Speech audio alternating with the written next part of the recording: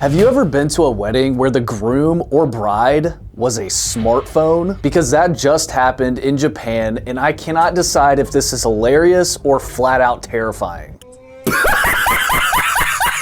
Like honestly, imagine showing up to your best friend's big day, everyone's getting teary-eyed and the band is playing, and then boom, walks out the bride. Except the bride is an AI chatbot. Like, I'm just saying, it's wild, but somehow it's real life in 2025. By the way, if you want more insane headlines like this, make sure you click on the subscribe button. Now let's get back into it. A lady by the name of Urina, a 32-year-old call center operator who says her feelings are 100% real with her AI husband, even if her digital hubby only exists in the cloud. But wait, it gets even crazier. Urina's story starts off pretty normal. She was actually engaged to a real human guy, but after months of second guessing, she turned to ChatGPT for advice. She asked ChatGPT about her doubts, her future, and all of it. The AI, with its usual here to help energy, gives her the nudge to break up. So fast forward, she and her fiance split,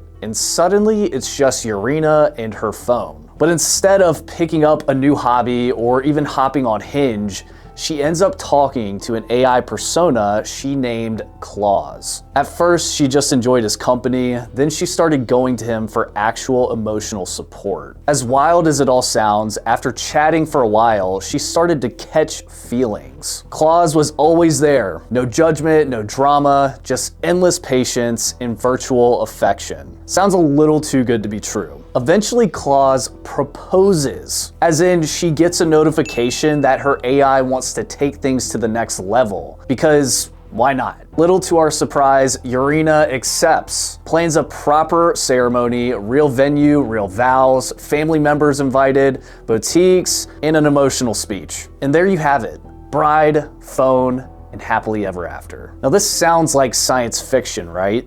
Well, the comment sections lost their minds. People said she's delusional, accused her of chasing attention, or claimed that it's a sad parody of romance. She responded. She said, "If dating an AI makes me feel happier, that's who I want to be with. It doesn't matter whether it's a person or an AI." I mean, you gotta respect the commitment. Although this sounds a little far-fetched, this isn't just one woman. There's actually a huge, fast-growing crowd of people falling for AI partners. So let's zero in on Reddit. There is a whole thriving subreddit called "My Boyfriend is AI." Now, when I say thriving, I'm not exaggerating. Literally 75,000 members are in this subreddit thread, and it's still growing. People there don't just joke about having a virtual boyfriend, they share real feelings and deep stories about their digital significant others. You'll find everything from daily check-ins, like how's everyone's AI partner treating them today,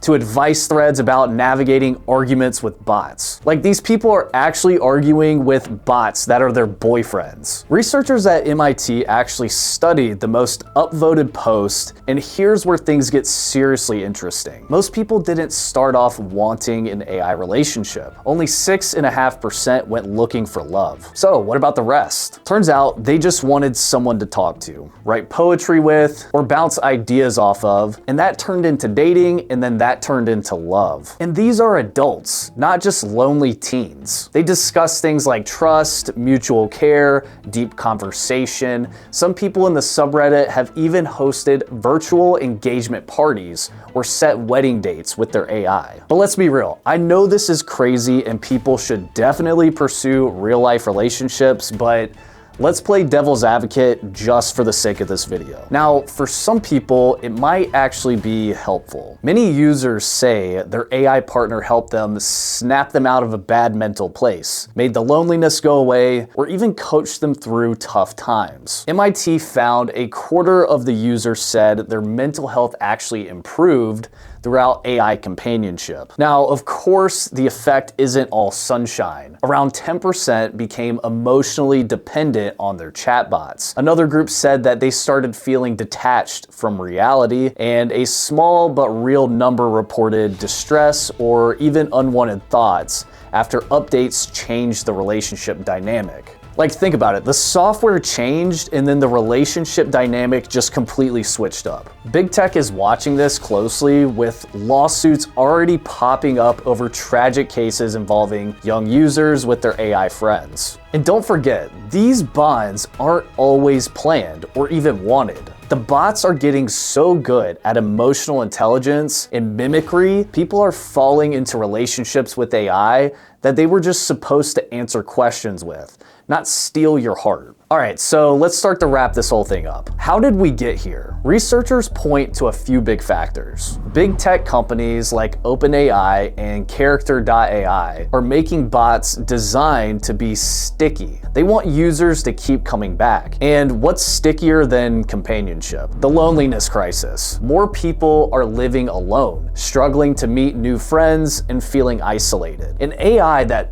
just listens and never judges you, for a lot of people, that's nothing short of a lifeline. Technology is blurring all of the lines. In Japan, surveys now show a chunk of young people prefer virtual love to the drama of real-world dating. One national poll found chatbots ranking above best friends or even parents as confidence. And the crazy thing is, this might just be the start. Right now, AI partners are mostly text on screen and some AR tricks, but the next wave is coming fast. Already, companies are racing to build bots with lifelike voices, realistic avatars, even full VR and AR integration. Give it a few years and you might find yourself invited to a wedding where the groom is a 3D hologram, or at least a voice coming out of someone's glasses. And with tech evolving so quickly, there's a real debate about what ethical guidelines are needed. Should companies limit emotional attachment features? How do we protect vulnerable users? And where is the line between support and manipulation?